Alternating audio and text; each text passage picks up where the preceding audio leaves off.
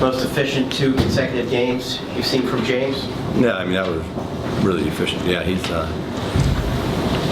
on quite a roll. I mean, he's making shots, but making plays. I mean, the thing I like about it is the 11 assists he had. I mean, really impressive. You look at a guy who 35 points, 11 assists, 7 rebounds, threw a steal in there just to have one of those too. So, pretty impressive.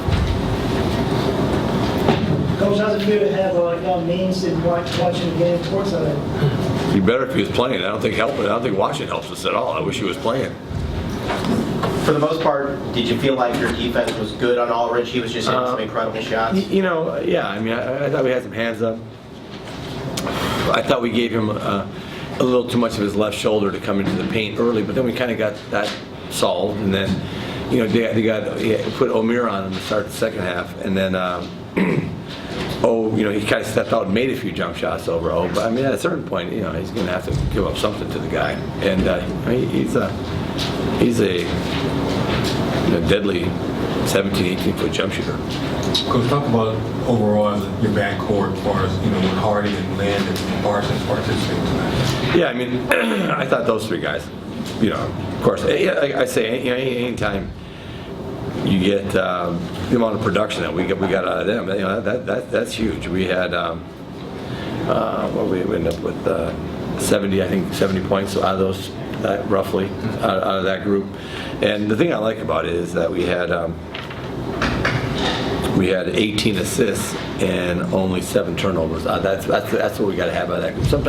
Sometimes we have 14 turnovers and 11 assists, too much of that. So we're getting better. We've actually had a couple of games now where we have been taking care of the ball a little bit better, and so hopefully this is one of those things that we just got to go. Now we got to get into Sacramento and get after those guys and see if we can't get some momentum coming into the All-Star break. You mentioned James passing, and during the losing streak you guys had, he had a tendency sometimes to force the action. Everybody did, Yeah. but do you feel like there was maybe a moment where sort of came together and the team as a whole? I think that as we were losing some of those games and we were losing our pace and we were getting playing in crowds and we weren't pushing the ball, kind of going through a identity crisis a bit. I think everybody came out of there thinking, you know what, we really do need to push the ball. We do need to play a certain style, and when we do that, it just like I said, guys, look, our scoring is going way down. Everybody's field goal percentages are going way down. Our turnovers are going way up.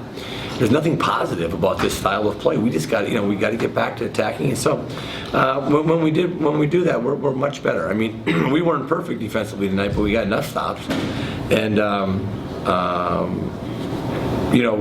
for us, it's hard. It's hard for our team, how we're kind of constituted, to be a team that wants to play in the 70s. That's just not our identity. We got to get stops and go, and then if they score, we even get it in and go. Get turnovers as we go. So we try to go on everything, and when we do that, we're much better. So yeah, I think everybody kind of came out of that understanding that we have to. That's how we have to play.